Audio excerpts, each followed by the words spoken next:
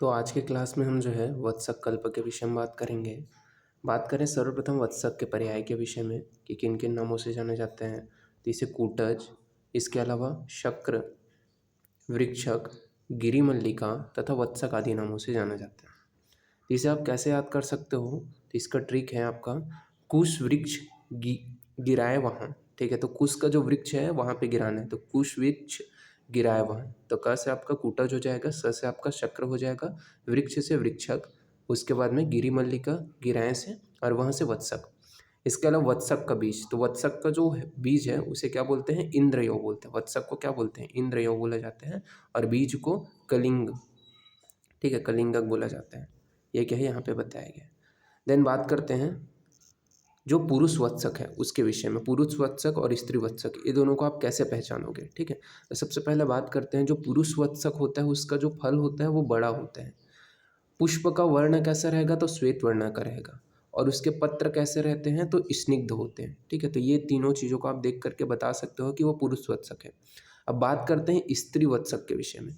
तो स्त्री वत्सक का जो के विषय में बताया गया है कि उसका जो पुष्प है, ठीक है, इसके अलावा फल है और फल वृंत है। ठीक है, फल है और फल वृंत है, तीनों चीज़ क्या होते हैं? छोटे होते हैं।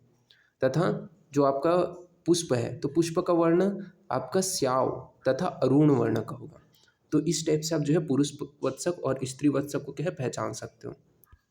देन अपन बात करते हैं कूटज का प्रयोग के विषय में। तो कूटज का कहाँ पे प्रयोग किया जाता है? तो यहाँ पे आपका बोला गया है कूटज का प्रयोग मेनली कहाँ पे करते हैं? तो रक्त पित्त तथा कफज विकारों में किया जाता है। इसके अलावा हृदय रोग, ज्वर रोग तथा वात रक्त व विसर्प रोगों में भी कूटज का प्रयोग किया जाता है। देन बात करते हैं कूटज के संग्रहण के विषय में। तो कैसे करके संग्रहण करोगे? तो उचित समय पर वत्सक के सुपक्व और सशुष्क फल को संग्रह कर लेना चाहिए। तो ये क्या है? संग्रहण के विषय में बताया गया। इसके अलावा वत्सक के बीज को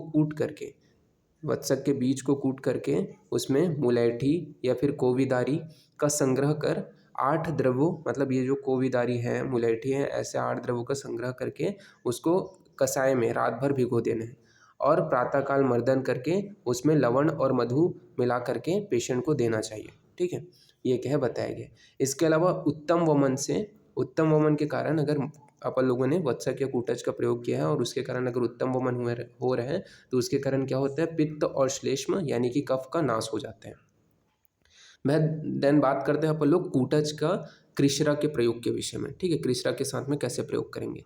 तो यहाँ पे बोला गया है तिल मिला करके बनाई हुई खिचड़ी में इंद्रयो चूर्ण यानी कि वत्सक के बीज को मिला करके रोगी को खिला करके वमन कराना चाहिए। ठीक है, फिर बात करते हैं कूटज के योग के विषय में। तो कूटज के योग को याद करने के यहाँ पर ट्रिक है कि इंद्र ने चुपके से कृष्णा के एक को जल 3 बार दिया। ठीक है, तो यहाँ पे आपको बोला गया है इंद्र ने चुपके से कृष्णा के एक को जल 3 बार दिया। अब इसको कैसे डिकोडेशन करना है? तो इंद्र योग के टोटल 9 आपके योग हो जाएंगे, 9 से 9 योग। फिर चुपके से, तो चुप से आपका क्या हो जाएगा? चू से चूर्ण के। ठीक है, प से आपका 5 योग। फिर कृष्णा के एक, तो कृष्णा के 1 योग। फिर बोला गया है जल 3 बार दिया, तो जल के साथ में इसके टोटल 3 योग। तो ये क्या है आपका वत्सक हमने देख लिया। ठीक है।